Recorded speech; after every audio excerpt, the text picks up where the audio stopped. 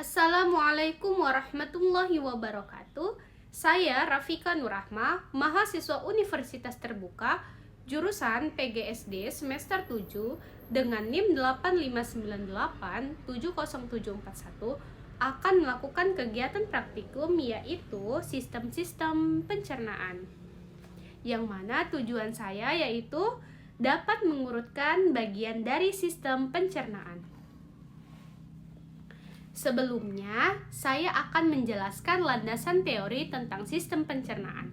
Sistem pencernaan manusia adalah rangkaian organ yang bekerja untuk mengolah makanan agar berubah menjadi zat yang dapat diserap tubuh. Proses pencernaannya meliputi pencernaan mekanis atau pengunyahan dan pencernaan kimiawi oleh enzim dan asam lambung. Makanan yang masuk melalui mulut akan dikunyah dan bercampur air liur. Selanjutnya, makanan ditelan menuju kerongkongan dan didorong ke lambung. Di lambung, makanan dihancurkan lebih lanjut oleh asam lambung. Makanan kemudian bergerak ke usus halus, tempat penyerapan nutrisi terjadi. Nutrisi tersebut dialirkan ke seluruh tubuh melalui darah. Sisa makanan yang tidak dapat diserap masuk ke usus besar, tempat penyerapan air dan pembentukan feses. Akhirnya, feses dikeluarkan melalui anus. Dengan demikian, sistem pencernaan berfungsi mengubah makanan menjadi energi dan zat gizi yang dibutuhkan tubuh untuk bertahan hidup. Nah, adapun alat dan bahan yang saya gunakan pada praktikum kali ini yaitu gambar sistem pencernaan dan alat tulis. Selamat menyaksikan. Inilah gambar sistem pencernaan pada manusia. Proses pencernaan makanan dimulai dari mulut. Nah, di dalam mulut makanan dikunyah oleh gigi dan dibantu air liur agar teksturnya menjadi lembut. Kemudian, air liur juga mengandung enzim yang mulai memecah makanan. Setelah cukup halus, makanan ditelan dan masuk ke kerongkongan. Kerongkongan akan mendorong makanan turun ke lambung dengan gerakan peristaltik. Media lambung.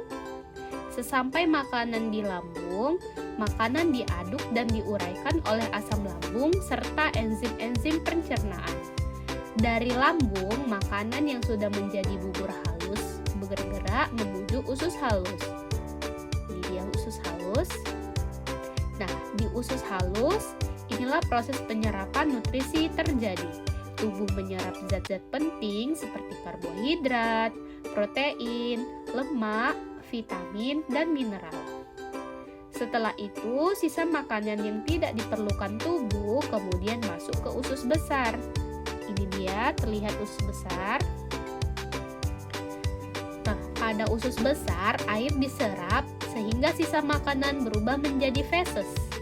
Setelah itu, feses disimpan sementara di bagian akhir usus besar, lalu disimpan sementara yang juga dinamakan rektum. Setelah disimpan sementara, kemudian feses dikeluarkan melalui anus seperti ini. Nih, di sini.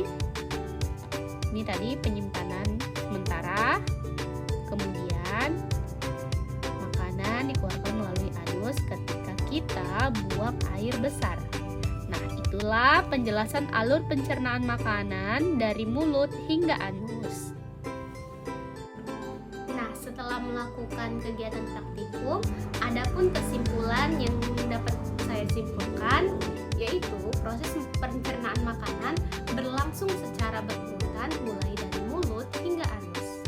Setiap organ memiliki tugas khusus, yaitu mulut mengunyah, kerongkongan mengantar makanan, lambung menghancurkan, usus halus menyerap nutrisi, dan usus besar membentuk feses.